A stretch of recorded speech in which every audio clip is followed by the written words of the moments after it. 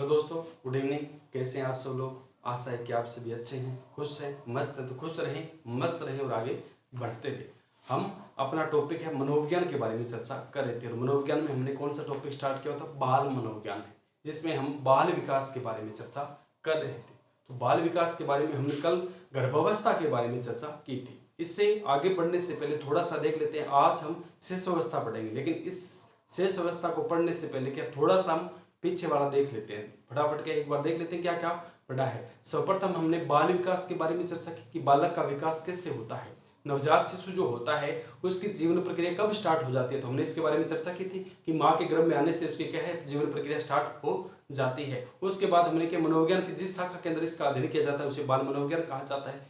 इसके बाद हमने देखा कि क्या भारत में प्रथम बार बाल विकास पर प्रयोग किए गए थे या भारत से पहले अन्य कहीं पर इसके लिए प्रयास किए गए। तो हमने देखा था पेस्टोलॉजी के द्वारा 18वीं शताब्दी में सर्वप्रथम 3.5 वर्षीय पुत्र पर प्रयोग किए थे और उन्होंने बेबी बायोग्राफी तैयार की थी। फिर अमेरिका में स्टैनली हॉल के द्वारा क्या बाल अध्ययन आंदोलन की शुरुआत की थी। Child study society and child welfare organization संस्थाओं की स्थापना की थी। इसके बाद हमने देखा था कि 19वीं शताब्दी तक आते आते अगर बात करते हैं तो न्यूयॉर्क में इससे बाल विकास से संबंधित क्या सुधार गृह स्थापित किए गए थे और 20वीं शताब्दी तक आते आते भारत में अनेक पुस्तकों का प्रकाशन हुआ था। बाल विकास पर भारत में और अन्य संस्थानों में भी क्या है, अनेक पुस्तकों का प्रकाशन हुआ, जिससे लोग इसके प्रति जागरूक हुए। भारत में प्रथम बार बाल विकास के ऊपर 1930 में गिजुभाई जोधका के प्रयासों से बाल विकास के बारे में चर्चा की गई थी। इसके बाद हमने देखा था कि बाल विकास को प्रभावित करने वाले कारक है। बालक का विकास है क्या, उसे कोई फैक्टर प्रभावित करता है। तो इसमें हमने देखा था पहला तो कौन सा था, पारिवारिक वातावरण। पहला हमने कौन सा देखा था, पहला तो हमने वंशानुक्रमीय फैक्टर देखे थे। वंशानुक्रम है, जिस वंश में आते हैं उसमें हमने देखे। दूसरा हमने वातावरणीय फैक्टर देखे थे, वित्तीय है, सामाजिक है, सांस्कृतिक है, भौगोलिक है, इसके बारे में चर्चा की थी। इसके बाद बीजवेन का जन्म द्रव्य का सिद्धांत है। कल हमने देखा था कि बालक को कोई जिसका विकास होता है वो जन्म द्रव्य है, वो निरंतर पीढ़ी दर पीढ़ी आगे चलता रहता है, कभी रुकता नहीं है। इसके बाद हमने बात करते हैं बीजवेन का, अगर हम बात करते हैं असंचरण का सिद्धांत है। उन्होंने कहा था कि जो गुण है वो संचरण नहीं होता, वो रुक जाते हैं। जैसे एक चूहे की पूंछ को काट दिया जाए तो उसके संतान जो होगी चूहे की वो क्या बिना पूंछ के नहीं होगी, उसके पूंछ साथ में होगी। इसके बाद लेमार्क आते हैं, वो कहते हैं नहीं, ऐसा नहीं होता है कि जो गुण होते हैं वो संचरण करते हैं। गुण के संचरण का सिद्धांत है लेमार्क ने दिया था। उन्होंने कहा था कि जिस प्रकार जिराफ की गर्दन होती है वो पहले तो क्या है वृक्षों को नहीं खा पाता, लेकिन जैसे वह ऊपर की तरफ गर्दन रखता है तो उसकी गर्दन क्या है, लंबी होने जाती है, लंबी होती जाती है। इसी प्रकार उसकी संतान जो होगी वो भी इसी प्रकार वृक्ष को जब खाएगी तो उसकी भी गर्दन क्या लंबी हो जाएगी, यह उसमें गुण पाया जाता है। इसके बाद हमने देखा था गार्टन का द्रव्य का सिद्धांत, यानी केवल हमारे माता पिता से नहीं उनके पूर्वजों से भी हमारे में क्या गुण आते जाते हैं, आते रहते हैं। तो इस प्रकार हमने क्या इनके सिद्धांत है वो देखे थे। इसके बाद हमने देखा था कि विकास के नियम है, विकास के सिद्धांत है, यानी विकास किस प्रक्रिया के द्वारा होता है। तो हमने देखा था एकीकरण का सिद्धांत है, समान प्रतिक्रिया का सिद्धांत है और क्रमबद्धता का सिद्धांत है, वंशानुक्रम वातावरणीय की प्रतिबद्धता का सिद्धांत है। और अगर हम बात करते हैं निश्चित दिशा का सिद्धांत है, यानी बालक का विकास सिर से पैर की तरफ होता है, मस्त मोदमुखी कहा जाता है, इसे सिफ्लोकोडल के नाम से भी जाना जाता है। इसके बाद हमने देखा था कि बालक का जो विकास है वो क्या एक सीधी गति में होता है या चक्राकार या वर्तुलाकार में होता है। तो हमने देखा था सर्कुलर मोशन में होता है, बालक का विकास सभी तरफ होता है यानी चक्राकार मोशन में होता था। तो बालक के विकास के सिद्धांत पढ़े थे। इसके बाद हमने चर्चा कल की थी कि इसके बाद बालक की जो अवस्था आती है वो कौन सी आती है, भ्रूणावस्था है। वैसे मनोविज्ञान की अवस्था कितने बताई, 3, शेष अवस्था है, बाल्यावस्था है, किशोरावस्था है। इसके बाद प्रौढ़ावस्था आ जाती है। तो भ्रूणावस्था ही अपने जो टॉपिक स्टार्ट करें तो सब पता करते हैं कि शेष अवस्था तो आ जाती है, लेकिन इससे पहले कौन सी अवस्था होती है तो इसके बारे में थोड़ा सा हमने कल डिस्कस किया था। हमने देखा था कौन सी आती है, गर्भावस्था है। गर्भावस्था में हमने देखा था कि इसके 3 अवस्थाएं होती है। पहले हमने देखा था बीजीय अवस्था है, जिसे बीजावस्था कहा जाता है, डिंब अवस्था कहा जाता है या इसे रोपण अवस्था के नाम से जानते हैं। जब बालक 0 से लेकर 2 सप्ताह की अवस्था होती है उसे इस अवस्था के नाम से जाना जाता है। यानी बालक जो होता है 10 सप्ताह यानी 10 दिन तक, 10 सप्ताह नहीं 10 दिन तक तो मां के गर्भाशय में इधर उधर घूमता रहता है, लेकिन 10 दिन के बाद में क्या है वो प्लेसेंटा के नाम से, जो प्लेसेंटा एक स्थान होता है मां के गर्भाशय, वहां से चिपक जाता है और मां के जो गर्भाशय वहां से क्या भोजन लेना स्टार्ट कर देता है। तो इतने दिन तक वह योग नामक पदार्थ को ग्रहण करता है, जिसे इसकी अगर बात करते हैं 10 दिन के अंदर जो अंडाणुमा संरचना होती है ये इधर उधर घूमता रहता है, ये एक जाइगोट कहलाता है। जिसे क्या कहते हैं, युक्ता या जाइगोट कहा जाता है। जब ये युक्ता और योग आपस में जुड़ते हैं तो इनकी एक संरचना बनती है जिससे भोजन ग्रहण करने की प्रक्रिया की क्या अग्रसर होते हैं।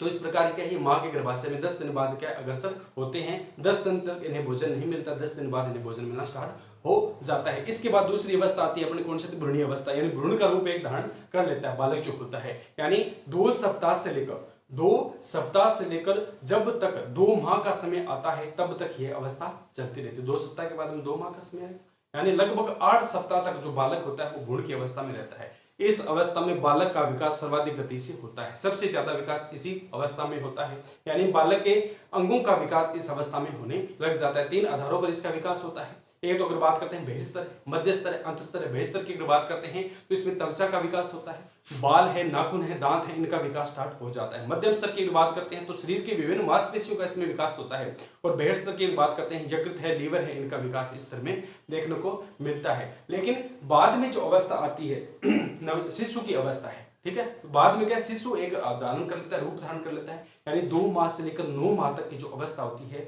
इसे नवजात शिशु की अवस्था या शिशु अवस्था के नाम से जाना जाता है। 9 माह तक बालक जो होता है तब तक ये होता है। इसमें अगर हम बात करते हैं तीसरी जो अवस्था होती है, तीसरी स्टेज में क्या है, नवीनतम अंगों का विकास नहीं होता, यानी इसमें नए अंग नहीं बनेंगे, केवल जो पुराने अंग होते हैं उन अंगों का विकास होता है। पहले जो अंग बन गए उनका विकास होता है। और माना जाता है, मनोवैज्ञानिकों के आधार पर यह माना जाता है कि 4 माह का जब गर्भ हो जाता है, माँ किसी भी कोई महिला है उनके 4 माह का गर्भ हो गया है तो उसमें क्या कहा जाता है कि धड़कन, बालक की धड़कन सुनना स्टार्ट हो जाती है। और 7 माह के बालक का क्या है, अगर जन्म ले लिया तो वह के इस अवस्था में जीवित रह सकता है, क्योंकि 7 माह के अंदर क्या उसके संपूर्ण अंगों का, शारीरिक और मानसिक अंगों का विकास हो जाता है, लेकिन वह परिपक्व नहीं हो पाते हैं। एक आवाज उसका आवास हो जाता है, उनकी निर्माण तो हो जाता है, उनको मशीन के माध्यम से क्या थोड़े समय तक, जब तक उसके समय पूरा नहीं हो जाता तब तक मशीन में बालक को रखा जाता है। बाद में क्या ये सामान्य पर्यावरण में वह जीवित रह सकता है। तो हमने कल देखा था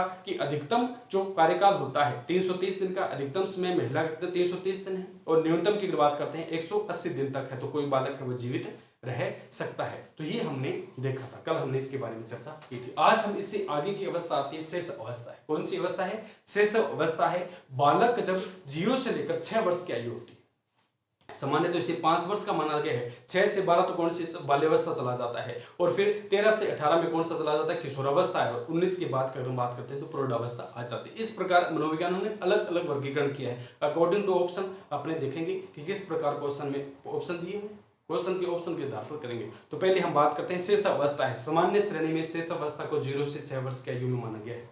दूसरा आता है शैशव अवस्था के बाद आती है बाल्यावस्था है, जिसमें 6 से 12 वर्ष माना गया है। इसके बाद आती है किशोरावस्था है, जिसमें 13 से 18 वर्ष की आयु मानेगी। इसके बाद आती है प्रौढ़ावस्था है, यानी बालक बूढ़ा होना स्टार्ट हो जाता है। 19 वर्ष के बाद की अवस्था को क्या कहा जाता है? प्रौढ़ावस्था है। तो पहला हम पढ़ेंगे शैशव अवस्था है। इसे सामान्यतः 0 से 5 वर्ष रखा जाता है। जैसे 6ठे वर्ष में आता है तो बाल्यावस्था की ओर अग्रसर हो जाता है। तो कौन सी आएगी? शैशव अवस्था है। इसके बारे में हम अध्ययन करेंगे। तो शैशव अवस्था की अगर बात करते हैं, सामान्य 0 से 6 वर्ष का जो बालक होता है उसे कौन सा कहा जाता है? शैशव अवस्था कहा जाता है। 0 से 6 वर्ष के बालक की अवस्था को हम शैशव अवस्था के नाम से जानते हैं।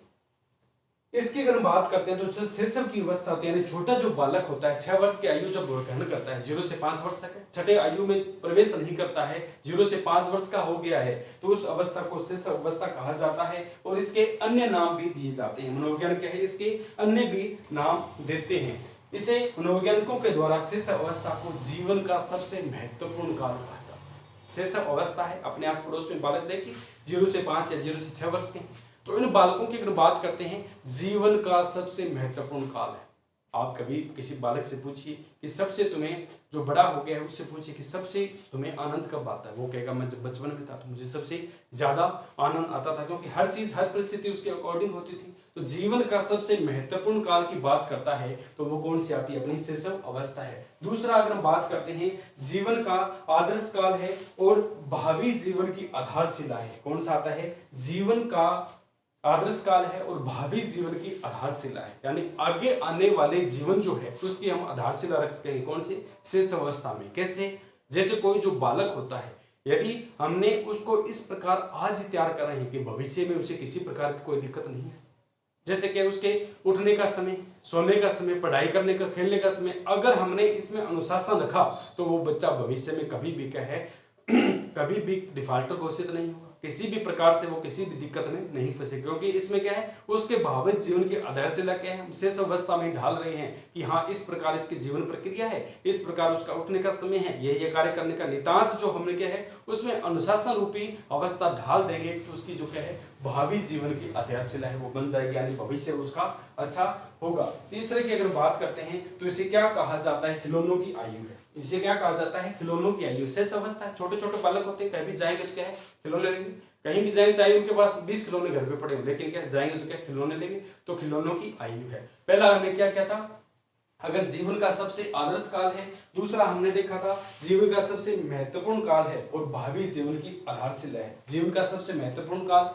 जीवन की भावी जीवन की आधारशिला है। और अगर हम बात करते हैं आदर्श काल है, ये क्या बात करते हैं, बालक का सबसे आदर्श काल कौन सा होता है, शैशव अवस्था है। और हमने देखा था खिलौनों की आयु है, कौन सी है, शैशव अवस्था को खिलौनों की आयु कहा जाता है। ननिहाल जाएगा तो वहां से खिलौने लाए, मामा जी खिलौने दिला दो, अपने पास रहेंगे तो खिलौने लाएंगे, ठीक है। तो खिलौनों की आयु है और सीखने की आयु होती है। बालकों को हम किसी भी प्रकार से कुछ भी सिखा दें वो सीख लेंगे।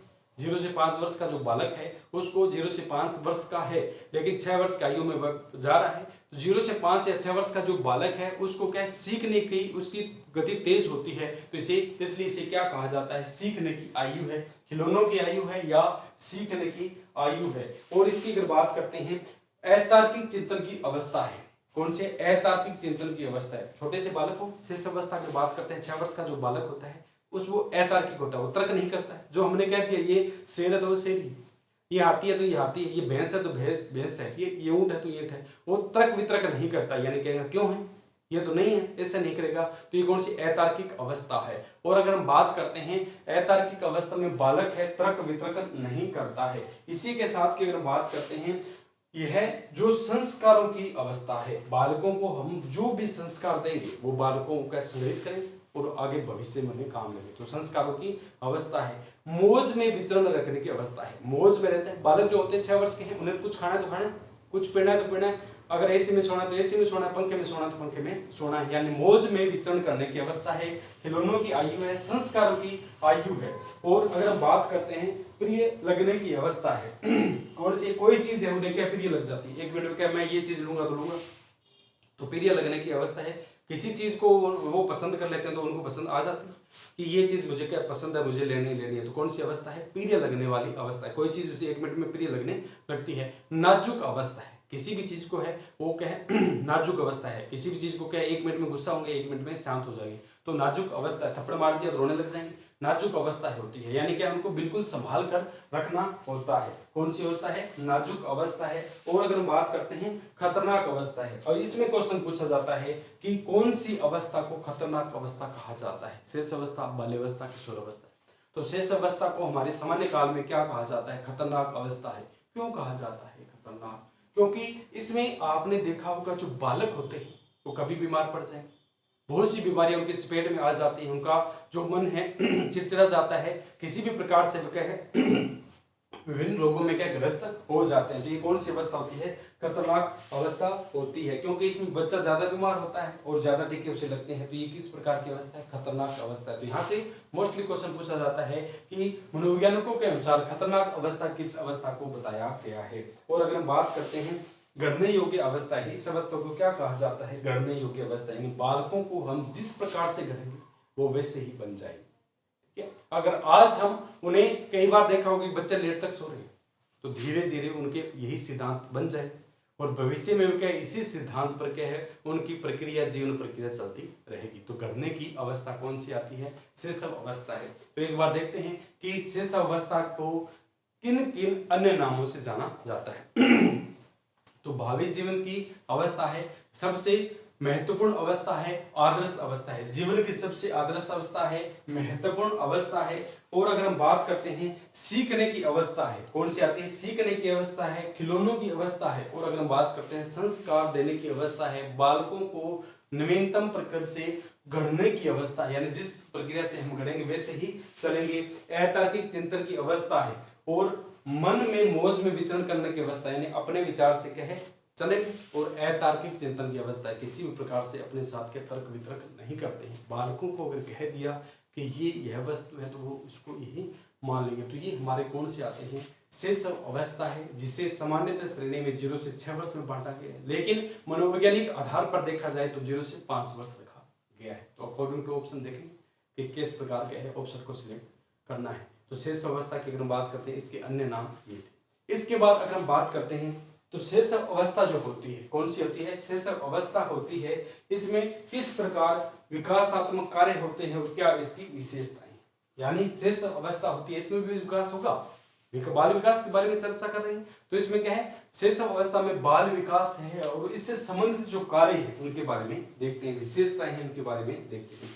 सर्वप्रथम अगर बात करते हैं विकासात्मक जो कार्य है, यानी शेष अवस्था को लेकर सबसे पहले विकासात्मक कार्य सर्वप्रथम सिद्धांत किसने दिया था, हेविंग हस्ट के द्वारा दिया गया था। सर्वप्रथम मनोवैज्ञानिकों की श्रेणियों में शेष अवस्था के बारे में हेविंग हस्ट के द्वारा दिया गया था। इसकी अगर हम बात करते हैं बाल विकास, हेविंग हस्ट के द्वारा शेष अवस्था को लेकर सर्वप्रथम सबसे पहला संपर्क दिया गया था। इन्होंने बताया था कि इनके द्वारा बताया गया था कि विकासात्मक कार्य से तात्पर्य है बालक की उम्र तथा अवस्था के अनुसार कार्य करने से है। कोई जो बालक है उसकी क्या उम्र है और उसकी क्या अवस्था है, उन्हें कौन सा कार्य कर सकता है, इसी को हम क्या कहते हैं, विकासात्मक कार्य कहते हैं। इसे क्या कहा जाता है, विकासात्मक कार्य कहा जाता है।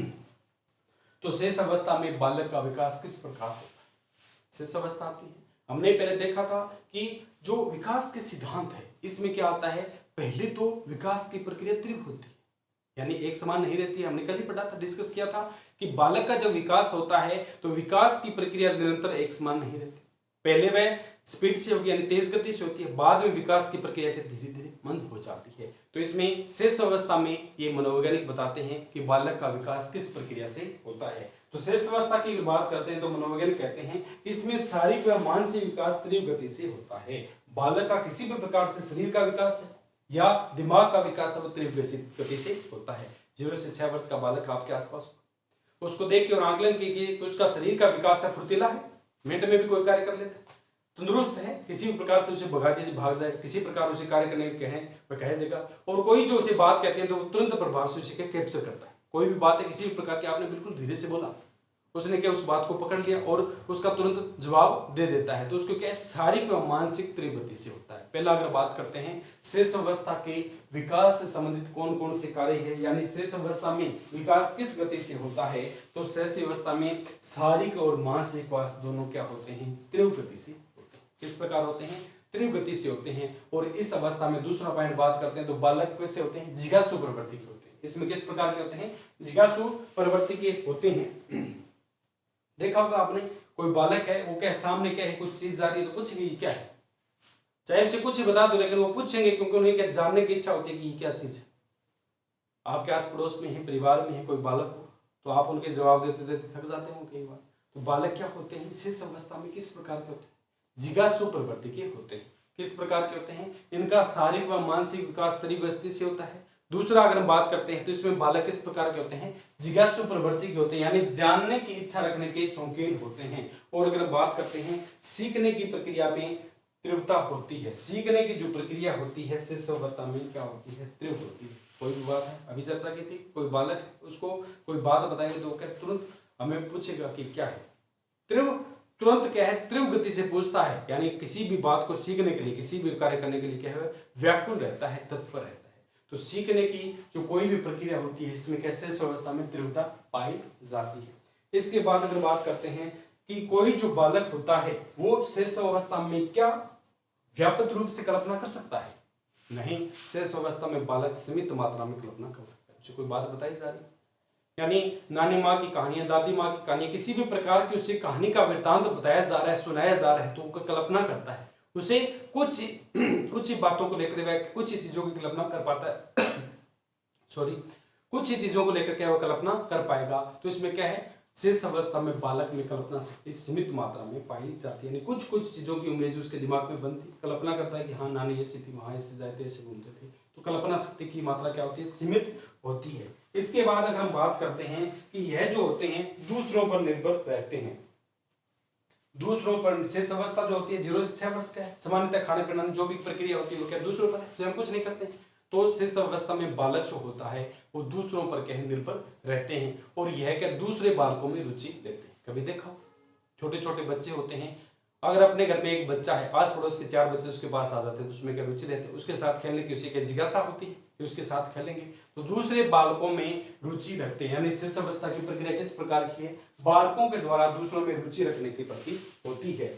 इसके बाद की बात करते हैं क्षणिक मित्रता। कौन सी होती है, क्षणिक मित्रता। बालक खेल रहे पहले तो कहेंगे ये मेरा का घनिष्ठ मित्र है, इसको मैं चीज दूंगा ये दूं, लेकिन किसी बात को क्या उनका झगड़ा हो जाता है तो क्या है क्षणिक मित्रता, यानी उसके साथ कूट पीट दिया, दूसरे को कूट पीट दिया, उससे क्या चीज छीन ली, तो मित्रता तो की उससे, लेकिन क्या क्षणिक मित्रता होती है। तो शेष अवस्था में किस प्रकार की होती है, क्षणिक मित्रता होती है, यानी थोड़ी सी समय के लिए क्या मित्र बनाए जाते हैं, फिर कूट पीट के क्या है वो अपने लिए अपने हैं। इसकी अगर बात करते हैं तो इस अवस्था में दोहराने की प्रकृति ज्यादा पाई जाती है। दोहराने की प्रकृति क्या है, ज्यादा पाई जाती है। किसी बात को अगर हम उसे बालक को बताएंगे तो बार बार वह उसी बात को रिपीट करेगा, ये क्या है, फिर बताएंगे उसको तो ये फिर पूछेगा क्या है, पता नहीं क्या, उसे इंटरेस्ट आता है क्या है। तो शेष अवस्था क्या है, दोहराने की प्रकृति होती है। बालकों में क्या है, दोहराने की प्रकृति पाई जाती है। इसके बाद अगर हम बात करते हैं, इसमें बालकों की अगर बात करते हैं तो अनुकरण द्वारा सीखते हैं। हमने पहले भी पढ़ा था अनुकरण द्वारा बालकों को सिखाया जाता है। तो इसमें क्या है, बालक जो होते हैं अनुकरण द्वारा सीखते हैं, यानी जिस प्रकार हम बोली का प्रयोग करते हैं, जिस भाषा का प्रयोग करें, जिन शब्दों का प्रयोग करते हैं बालक के, उन शब्दों का पीछे पीछे बोलते हैं और उन्हीं शब्दों को सीखते हैं। तो बालक के शेष अवस्था में अनुकरण द्वारा सीखते हैं। किस प्रक्रिया द्वारा सीखते हैं, अनुकरण द्वारा सीखते हैं। और इसकी अगर हम बात करते हैं, शेष अवस्था में बालक जो होते हैं संवेगों का प्रदर्शन करते हैं। इसका है संवेग, हमने पढ़े थे, भूख लगे तो प्यास, भूख लगे प्यास लगे पलायन कर जाओ, ठीक है, गुस्सा आए तो वहां से निकल जाओ, ठीक है, क्रोध आए तो युद्ध आए। इस प्रकार हमने संवेग पढ़े थे और मूल प्रवृत्तियां पढ़ी थी। उसी प्रकार ये मनोवैज्ञानिक कहते हैं कि बालक होते हैं वो संवेगों का प्रदर्शन करते हैं, यानी शेष अवस्था जो होती है उसमें बालकों के द्वारा किसका प्रदर्शन किया जाता है, संवेगों का प्रदर्शन किया जाता है। जिससे गुस्सा आता है, खुश होते हैं तो हंसते हैं, गुस्सा आता है तो इधर मारते हैं, माँ को पीट देते हैं। तो इस प्रकार बालकों के द्वारा शेष अवस्था में किस प्रकार है, संवेगों का प्रदर्शन किया जाता है। इसके बाद अगर हम बात करते हैं कि इनमें मूल प्रवृत्तियां व्यवहार पाया जाता है। बालकों में क्या होता है, मूल परिवर्तनात्मक व्यवहार पाया जाता है, यानी गुस्सा उससे आया है, गुस्से से संबंधित किसी भी प्रकार की मूल प्रवृत्ति है और उसके सामने कोई व्यक्ति बैठा है तो उसे पीट देगा, मार देगा, ठीक किसी प्रकार है, कोई व्यक्ति है वो सामने वाले को नहीं देखता है किस प्रकार माता है पिता है तो वो क्या उसे चांटा मार देता है। तो इसमें कौन से शेष अवस्था में मूल प्रवृत्ति पाई जाती है। इस अवस्था की अगर बात करते हैं, इसमें नैतिक व सामाजिक भावना का अभाव होता है। तो कौन सी होती है, शेष अवस्था जो होती है उसमें क्या नैतिक व सामाजिक अवस्था का अभाव होता है, यानी नहीं तो हमें क्या नैतिकता से लेना देना, कोई बात है आदर्श है, या चींटी को मार दिया या कोई छोटे जानवर आसपास घूम रहे उनको मार देते हैं, उन्हें नैतिकता से कोई लेना देना नहीं, कोई आदर्श नहीं, उन्हें कोई सामाजिकता से लेना देना। इधर वाला क्या सोचेगा, उधर वाला क्या सोचता है, सोचने दो क्या मतलब है। तो नैतिकता व सामाजिकता का अभाव पाया जाता है। इस अवस्था में, शेष अवस्था में बालक न तो सामाजिक होता है और न किस प्रकार असामाजिक होता है। तो न सामाजिक और न असामाजिक होता है। इसमें अगर हम बात करते हैं, शेष अवस्था में बालक स्वार्थी व सब केंद्रित होता है, उसे केवल अपने से मतलब है। सामने वाला बालक किसी प्रकार व्यवहार करे, रोए, किसी प्रकार कुछ भी करे, उसे अपने से मतलब है। तो स्वार्थी व सब केंद्रित अवस्था कौन सी आती है, शेष अवस्था है। वो किस प्रकार की अवस्था है, स्वार्थी व सब केंद्रित अवस्था है। यह अगर हम बात करते हैं अपनी संवेदनाओं को, अगर हम बात करते हैं अपनी जो संवेदनाएं हैं उन संवेदनाओं को किस प्रकार यह दर्शाते हैं। तो संवेदनाएं किसी प्रकार के है, भूख लगी है, प्यास लगी है, किसी प्रकार की है, तो उन संवेदनाओं को सारी क्रियाओं के माध्यम से क्या है सीखना है, ठीक है। अपनी जो संवेदनाएं हैं उनको क्या ज्ञानेंद्रियों का प्रयोग कर करके उन संवेदनाओं को बताता है कि भूख लगी है। ज्यादा बोलते नहीं, छोटे बालक जो होते हैं क्या ज्यादा बोलते नहीं, संवेदनाओं के माध्यम से क्या है बताते हैं कि हमें इस प्रकार की प्रक्रिया करनी है, ठीक है। अगर हम बात करते हैं कि 2 वर्ष की आयु तक तो होता है जो बालक होता है पेशाब करने का, अन्य प्रकार की जो प्रक्रिया उनकी क्या संकेत देता है। 2 वर्ष का बालक हो वो क्या बताता है, संकेत देता है। इसके बाद की अवस्था की बात करते हैं, 4 वर्ष की आयु तक की बात करते हैं, तो इसमें बालक जो होता है कुछ क्रियाओं को स्वयं करने लग जाता है। तो शेष अवस्था में अगर बात करते हैं यह पूरी तरह से दूसरों पर निर्भर होता है। शेष अवस्था में बालक क्या होता है, पूरी तरह से दूसरों पर निर्भर होता है। इसके बाद की बात करते हैं कि 3 से 6 वर्ष के जो बालक होते हैं आजकल उनको नर्सरी शिक्षा स्टार्ट कर दी जाती है। 3 से 6 वर्ष की बालकों को नर्सरी शिक्षा में डाल दिया जाता है, नर्सरी क्लास में डाल दिया जाता है,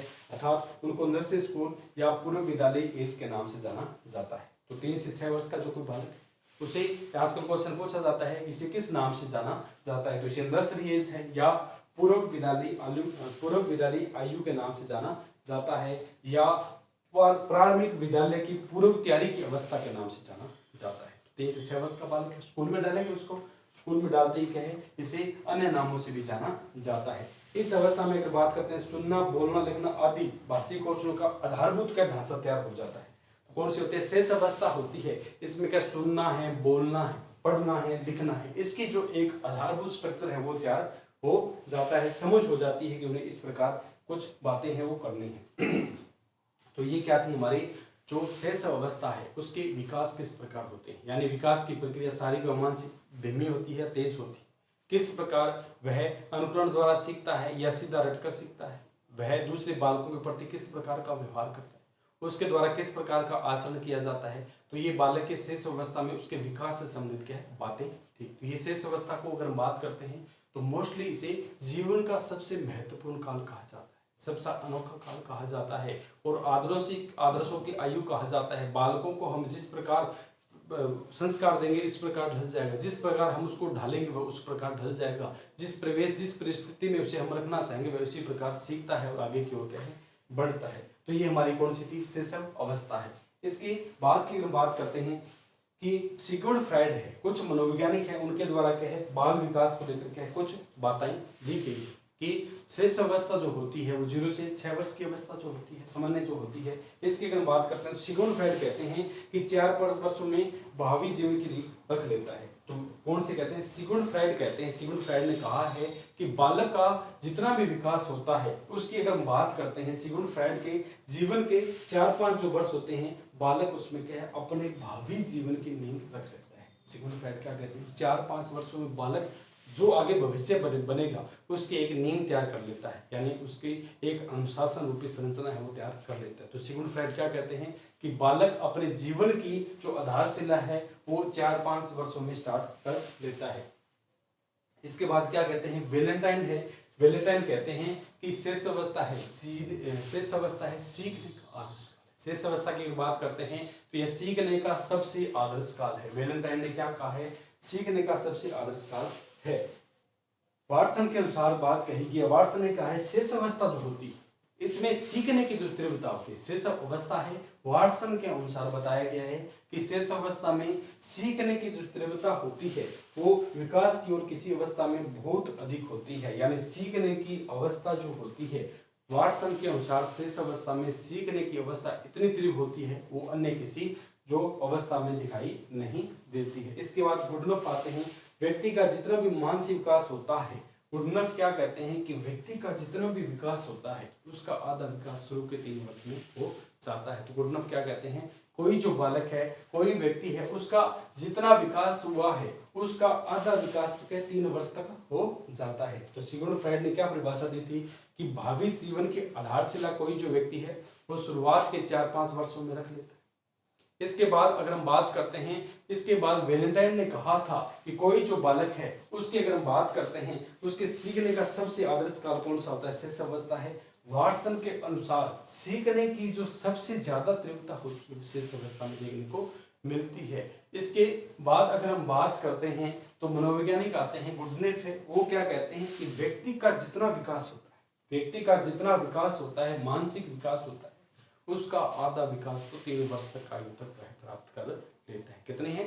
3 वर्ष तक जो क्या है विकास है उसका आधा विकास क्या है 3 वर्ष तक आयु तक क्या है वह कर लेता है। तो ये हमारी कौन सी थी? शेष अवस्था थी। कौन सी है? शेष अवस्था थी। शेष अवस्था में इतना है।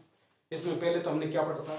शेष अवस्था के अन्य नाम है। तो एक बार थोड़ा सा देख लेते हैं। शेष अवस्था को जीवन का सबसे आदर्श काल कहा जाता है, जीवन का सबसे महत्वपूर्ण काल कहा जाता है, भावी जीवन की आधारशिला है। शेष अवस्था किस प्रकार की है? अपना जो भविष्य है उसकी क्या है? आधारशिला है, भावी जीवन की आधारशिला है।